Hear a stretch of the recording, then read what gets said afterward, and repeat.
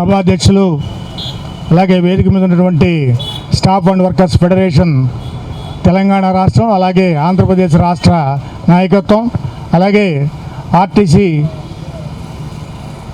వివిధ జిల్లాల నుంచి, 2 రాష్ట్రాల నుంచి ఈ ధర్నాను జయప్రదం చేయడానికి వచ్చినటువంటి స్టాఫ్ అండ్ వర్కర్స్ ఫెడరేషన్ మిత్రులందరికీ ఈ సందర్భంగా అభినందనలు, శుభాకాంక్షలు తెలియజేస్తా ఉన్నాను. అలాగే ఈ ధర్నాలో ఆంధ్రప్రదేశ్ రిటైర్డ్ ఎంప్లాయీస్ అసోసియేషన్ కూడా పార్టిసిపేట్ చేస్తున్నది. వాళ్ళు కూడా వచ్చినారు. వాళ్ళందరికీ కూడా ఈ సందర్భంగా అభినందనలు తెలియజేస్తా ఉన్నాను. ఈ ధర్నా యొక్క ముఖ్య ఉద్దేశం ఇప్పుడు మన తెలంగాణ రాష్ట్ర ప్రధాన కార్యదర్శి విఎస్ రావు గారు వివరించడం జరిగింది. ఈరోజు EPFO pension system, RTC retired ఉద్యోగులు తమ పెన్షను శాంక్షన్ అయిందా లేదా, ఎంత వస్తుంది, ఎప్పుడు వస్తుంది అనే విషయం కూడా పిఎఫ్ ఆఫీస్కి పోయి తెలుసుకునేదానికి అవకాశం కూడా లేని పరిస్థితుల్లో ఈరోజు ఆర్టీసీ ఉద్యోగులు, రిటైర్డ్ ఉద్యోగులు ఉన్నారనే విషయం మీ దృష్టికి తీసుకొస్తున్నాను మిత్రులారా. అనేక మంది 2 రాష్ట్రాల్లో వేల సంఖ్యలో రిటైర్డ్ అయ్యి 5-6 సంవత్సరాలు అయినప్పటికీ కూడా ఇంతవరకు పెన్షన్ శాంక్షన్ కానటువంటి వాళ్ళు ఈరోజు ఉన్నారు. ఆర్టీసీలో పనిచేసి రిటైర్డ్ అయిన తర్వాత మినిమం పెన్షన్ 1000 రూపాయలతో జీవిస్తున్నటువంటి వాళ్ళు వేలాది మంది ఈరోజు 2 రాష్ట్రాల్లో ఉన్న విషయం మీ అందరికీ తెలిసిందే. అలాగే ఈ మినిమం పెన్షన్ని కనీసం 1000 రూపాయల నుండి 9000 చేయాలని చెప్పి 2014 నుంచి ఇప్పటి వరకు అనేక దఫాలు మనం ఆందోళన కార్యక్రమం నిర్వహించడం జరుగుతూ ఉంది. ఢిల్లీలో అనేక దఫాలు పార్లమెంట్ దగ్గర నిరసన కార్యక్రమాలు నిర్వహించడం జరిగింది. అలాగే ప్రధానమంత్రికి, మంత్రులకు మెమోరాండాలు ఇవ్వడం జరిగింది.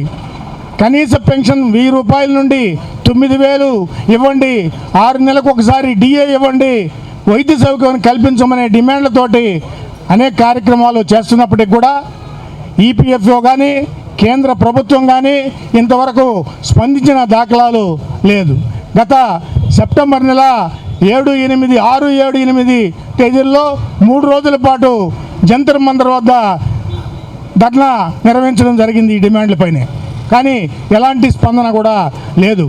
అలాగే ఈ పిఎఫ్ మినిమం పెన్షన్ పెంచుకోవడంతో పాటు మరొక సమస్య ముందుకు వచ్చింది. ఏంటంటే హైయర్ పెన్షన్ విషయం. హైయర్ పెన్షన్ ఇవ్వాలని చెప్పి ఈ హైయర్ పెన్షన్కి ప్రతి ఒక్కరూ అర్హులే అని చెప్పి కేరళ హైకోర్టు తీర్పు ఇచ్చినప్పటికీ సుప్రీంకోర్టులో ఇచ్చినటువంటి తీర్పు 2 భాగాలుగా విడగొట్టి 2014కి ముందు వాళ్ళకి లేదు, 2014 తర్వాత వాళ్ళకి మాత్రమే హైయర్ పెన్షన్ ఉందని చెప్పి ఒక డీవియేషన్ క్రియేట్ చేయడం వల్ల రిటైర్డ్ ఉద్యోగుల్లో, సర్వీసులో ఉండేటువంటి ఉద్యోగుల్లో అనేక భయాందోళనలు కలగడం జరిగింది. అలాగే ఏపీఎస్ఆర్టీసీలో ఆర్టీసీ ఉద్యోగుల్ని ప్రభుత్వంలో విలీనం చేసిన తర్వాత అక్కడ ఉండేటువంటి ఆర్టీసీ రిటైర్డ్ ఉద్యోగులు మేమందరం ప్రభుత్వ ఉద్యోగులు అయిపోయాం, మాకు కానీ పెన్షన్ ఓల్డ్ పెన్షన్ వస్తుందని చెప్పి చాలా సంబరపడ్డారు. అయితే ఆంధ్రప్రదేశ్ రాష్ట్ర ప్రభుత్వం హైర్ పెన్షను పక్కన పెడితే ఓల్డ్ పెన్షన్ ఇంప్లిమెంట్ చేయకుండా, అలాగే వాళ్ళు ఒక కొత్త పెన్షన్ తీసుకొచ్చి సిపిఎస్లో కూడా కనీసం అది కూడా వచ్చేదానికి అవకాశం లేకుండా ఒక కొత్త సిస్టమ్ తీసుకురావడం జరిగింది. దానికి వ్యతిరేకంగానే ఆందోళనలు జరిగినాయి. ఈరోజు హైర్ పెన్షన్ అమల్లోకి వచ్చిన తర్వాత కూడా దాన్ని కూడా ఇంప్లిమెంట్ చేయకుండా ఉండేదానికి అనేక ఆటంకాలు రాష్ట్ర ప్రభుత్వం నుంచి కల్పించడం జరుగుతూ ఉంది. ఇది ఈరోజు మన దగ్గర ఉన్నటువంటి మనం ఎదుర్కొన్నటువంటి పరిస్థితి.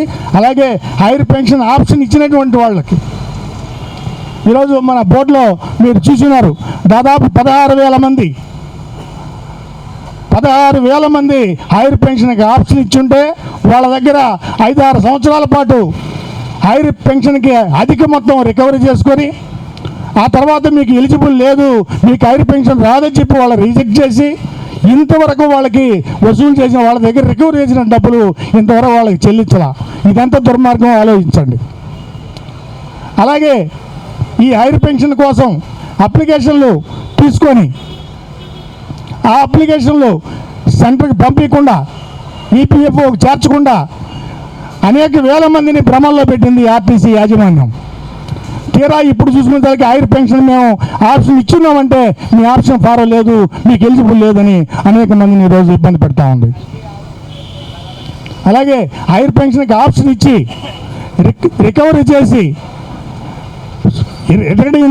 రిటైర్డ్ అయ్యేంత వరకు రికవరీ చేసినటువంటి వాళ్ళకి ఈరోజు మీరు ఇచ్చినటువంటి ఆప్షన్ ఫారో లేదు కాబట్టి మీకు ఎలిజిబుల్ లేదు, మేము ఇచ్చినటువంటి లెటర్ మీకు ఇచ్చాము లెటరు, ఆ లెటర్ తెచ్చి మాకు సబ్మిట్ చేస్తేనే మీకు పెన్షన్ శాంక్షన్ అవుద్దని చెప్పి కొంతమంది పెండింగ్ పెట్టినారు. ఇది ఒక సమస్య ఈరోజు మన ముందుకు వచ్చింది. అలాగే హైర్ పెన్షన్కి ఆప్షన్ ఇస్తే ఆ హైర్ పెన్షన్ ఆప్షన్కి ఎలిజిబుల్ ఓకే అనిపించి డిమాండ్ నోటీస్ ఇస్తూ ఆ డిమాండ్ నోటీసులో మీరు ఇన్ని లక్షలు కట్టాలని చెప్పి నోటీస్ వస్తుందే తప్ప ఆ నోటీసులో మీకు ఇంత పెన్షన్ శాంక్షన్ అవుతుందని చెప్పి తెలియపరచడంలే. ఇది ఒక సమస్య. అలాగే ఆ డిమాండ్ నోటీసు నెట్లో పెడుతున్నారు.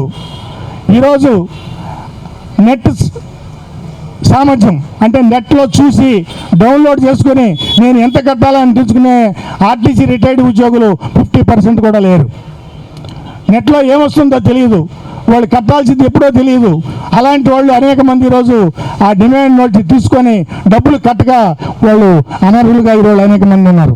అందుకనే ఈ ధర్నా సందర్భంగా మనం కోరుతా ఉన్నాం, అలాంటి వాళ్ళకి మళ్ళీ అవకాశం కల్పించాలని చెప్పి కోరుతా ఉన్నాం.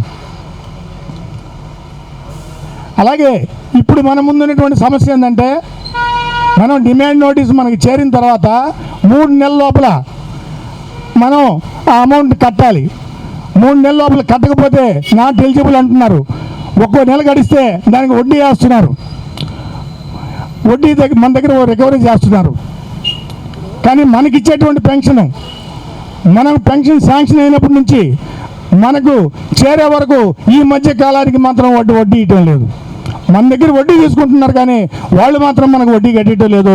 ఇదంతా దుర్మార్గం, ఒకసారి ఆలోచించండి. అలాగే మిత్రులారా, ఈరోజు హైర్ పెన్షన్కి మనం ఆప్షన్ ఇచ్చి రికవరీకి వాళ్ళు చెప్పినటువంటి అమౌంట్ని చెల్లించినా కూడా 3 నెలలు 4 నెలలు గడిచినా కూడా అనేక మందికి ఈరోజు ఆ పెన్షన్ శాంక్షన్కి రావట్లేదు. అసలు ఒక పద్ధతి అంటూ ఈ ఈపీఎఫ్ఓ అమలు చేయటం లేదు. ఇది ఒక పెద్ద సమస్య. సీనియారిటీ ఏమైనా ఉందా, ఎవరికి ఇస్తున్నారు, ఎవరికి లేటుగా ఇస్తున్నారు, ఎందుకు ఇస్తున్నారు అనేటువంటి కూడా మనకు తెలియడం లేదు. ఎంత బ్రహ్మ ప్రదార్థంలాగా ఒక పెద్ద జటిలమైన సమస్యలాగా మన ముందు ఉంది. ఒక పద్ధతి అంటూ పాడు అంటే ఏం లేదు ఈపీఎఫ్ఓ దగ్గర. అందుకని మనం ఈ ధర్నా సందర్భంగా మనం కోరేది ఏంటంటే ఈపీఎఫ్ఓ యాజమాన్యం ఒక క్రమ పద్ధతి, పెన్షన్ ఇచ్చేదానికి ఒక క్రమ పద్ధతి, స్టాఫ్ నెంబర్ ప్రకారం ఇస్తారా, డేట్ ఆఫ్ జాయినింగ్ ప్రకారం ఇస్తారా, ఏది ప్రామాణికం, అలా ఒక ప్రామాణికంగా నిర్ణయించి డిమాండ్ నోటీసు పార్టీకి చేరే విధంగా ప్రయత్నం చేసి పార్టీకి డిమాండ్ నోటీస్ చేరిన తర్వాత 3 నెలల లోపల వాళ్ళు తిరిగి చెల్లించడానికి అవకాశం కల్పించి లేట్ అయితే ఈ 3 నెలల లోపల లేట్ అయితే వడ్డీ వసూలు చేయకుండా ఆ డిమాండ్ నోటీస్ ప్రకారం అమౌంట్ కట్టించుకోవాలని చెప్పి కోరుతా ఉన్నాం. అలాగే వాళ్ళకి డబ్బులు చేరిన తర్వాత 3 నెలల లోపల పెన్షన్ శాంక్షన్ అయ్యి కార్మికుడికి చేరాలని చెప్పి సందర్భంగా కూడా కోరుతా ఉన్నాం. ఇలాగా ఈరోజు ఆర్టీసీలో ఈ సమస్యలతో ఆర్టీసీ సర్వీసులో ఉండే ఉద్యోగులతో పాటు రిటైర్డ్ ఉద్యోగులు కూడా చాలా ఇబ్బందుల్ని ఎదుర్కోవడం జరుగుతుంది. ఆ ఇబ్బందుల పరిష్కారం కోసమే ఈ ధర్నా కార్యక్రమం మనం నిర్వహించుకోవడం జరుగుతూ ఉంది. ఈరోజు హైదరాబాద్ పిఎఫ్ ఆఫీస్కి వెళ్ళి బర్కర్కి వెళ్ళి ఒక కార్మికుడు నా పరిస్థితి నాకు రాలేదు, పెన్షన్ రాలేదు, లేదు నాకు పిఎఫ్ పెన్షన్ శాంక్షన్ కాలేదు, ఎప్పుడు శాంక్షన్ అవుద్ది అనే కారణం కనుక్కునేదానికి కూడా లోపలికి ఎంటర్ అయ్యే పరిస్థితి ఈరోజు పిఎఫ్ ఆఫీసులో లేదు. ఆర్టీసీ ఉద్యోగి రిటైర్డ్ అయిన తర్వాత 10D ఫామ్లు ఫిలప్ చేసే డిపార్ట్మెంట్లో డిపోల్లో ఫిలప్ చేసి పంపించేటప్పుడు పేరు తప్పులు, డేట్ ఆఫ్ బర్త్ తప్పులు, ఇలాంటి లోపాలతో 10D ఫామ్ ఫిలప్ చేసి విజయవాడ లేదు హెడ్ ఆఫీస్కి పంపిస్తే అక్కడ వాళ్ళు సరిచేయడం కూడా లోపం జరుగుతూ ఉంది. ఒక లోపాన్ని గుర్తించి ఈ లోపాన్ని సరిచేసి పంపించండి ఎన్డీఎక్స్ రాసి డిపోకు పంపిస్తున్నారు. మొత్తంగా క్షుణ్ణంగా ఫైల్ పరిశీలించి ఎన్ని లోపాలు ఉన్నాయి ఆ లోపాలన్నీ సరిచేసి పంపాలని చెప్పి డిపోకి హెడ్ ఆఫీస్ నుంచి రావట్లేదు. ప్రతి ఒక్క తప్పుకి ఒకసారి వచ్చి మళ్ళీ వెనక పోవాల్సి వస్తుంది. ఒక ఫైలు కరెక్ట్ అయ్యి డిపో నుంచి హెడ్ ఆఫీస్కి చేరి హెడ్ ఆఫీస్ నుంచి బర్కత్పురా చేరే లోపల దాదాపు సంవత్సరాలు సమయం పడతా ఉంది. దీన్ని నిరోధించాలని చెప్పి ఈ సందర్భంగా మనం ఈ ధర్నా సందర్భంగా కోరుతా ఉన్నాం. అలాగే డిపో నుంచి హెడ్ ఆఫీస్కి టెండీ ఫామ్ చేరిన తర్వాత ఎంతకాలం లోపల అక్కడి నుంచి దాన్ని రెడీ చేసి బర్కత్పురాకు పంపిస్తున్న నిర్దిష్ట కాలం కూడా ఏమి లేదు. ఒక్కొక్కరికి నెల రోజులకి పంపించేస్తున్నారు. కొంతమందికి 5-6 నెలలు గడిచినా పంపడంలే, కొంతమందికి సంవత్సరాలు గడిచినా కూడా పిఎఫ్ ఆఫీస్కి చేరడం లేదు అప్లికేషన్లో. ఈ లోపాన్ని కూడా మనం సరిదిద్దాల్సిన అవసరం ఉంది. దాని యాజమాన్యం సరిదిద్దాలా అని చెప్పి ఈ సందర్భంగా మనం కోరుతా ఉన్నాం. అలాగే పిఎఫ్ ఆఫీస్ నుంచి మన హెడ్ ఆఫీస్ నుంచి బర్కత్పురా చేరిన తర్వాత అక్కడ ఎంతకాలం లోపల పరిష్కారం చేస్తారా ఆ పిఎఫ్ కేసు? ఎప్పుడు లోపల పరిష్కారం చేస్తున్న నిర్దిష్ట టైం కూడా ఏమి ఉండడం లేదు. సంవత్సరాలు అక్కడ పెండింగ్ పడిపోతూ ఉన్నాయి. మా అప్లికేషన్ ఏమైందని అడిగేదానికి కూడా అవకాశం లేదు. అక్కడ చెప్పే దిక్కు కూడా లేదు. ఇలాంటి పరిస్థితి అధిగమించాలా, దానికోసమే ఈ ధర్నా కార్యక్రమం అని చెప్పి ఈ సందర్భంగా మీ దృష్టికి తీసుకొస్తున్నాను. మిత్రులా, ఈ సమస్యలన్నీ పరిష్కారం అయ్యేదానికి విడివిడిగా మనం ఆందోళన కార్యక్రమాలు నిర్వహిస్తే ఇది సాధ్యం కాదు. అందుకనే TSRTC, APSRTC, all retired employees association అందరూ కలిసి ఉమ్మడిగా ఒక పట్టుబడితే తప్ప ఈ సమస్యల పరిష్కారం కావు. అందుకనే మనం ఈ సమస్యల్ని ఆంధ్రప్రదేశ్ రాష్ట్రం నుంచి రిటైర్డ్ అసోసియేషన్ నుంచి మన తెలంగాణ రాష్ట్ర ఎస్డబ్ల్యూఎఫ్ నాయకులు, ఆంధ్ర ఎస్డబ్ల్యూఎఫ్ నాయకత్వానికి ఆర్టీసీ రిటైర్డ్ ఎంప్లాయీస్ అసోసియేషన్ తరఫున కొన్ని డిమాండ్లన్నీ వాళ్ళ దృష్టికి తీసుకెళ్ళాం. ఈ సమస్యలు ఉన్నాయి, పిఎఫ్కి సంబంధించి, పెన్షన్కి సంబంధించి. ఇవి ఢిల్లీ స్థాయిలో మన నాయకత్వానికి తెలియజేసి వాటిని యాజమాన్యంతో చర్చించి సానుకూలంగా పరిష్కారానికి ప్రయత్నం చేయమని చెప్పి మనం కోరడం జరిగింది. ఒక 14 డిమాండ్లని వాళ్ళ ముందు పెట్టడం జరిగింది. ఆ విషయం, ఆ 14 డిమాండ్లు ఇచ్చినటువంటి నోటీసును మన ఎలవరన్ గారికి, కరీమన్ గారికి ఇవ్వడం కూడా జరిగింది. ఈ పరిస్థితుల్లో ఈ ధర్నా కార్యక్రమాన్ని మనం ఏర్పాటు చేసుకున్నాం. ఆయన వచ్చినారు, ఎంపీ గారు వెళ్ళున్నారు చర్చలకి. ఆ చర్చల్లో మనకు సానుకూలమైనటువంటి పరిస్థితి వచ్చేదానికి వస్తుందని ఆశిస్తూ ఉన్నాం.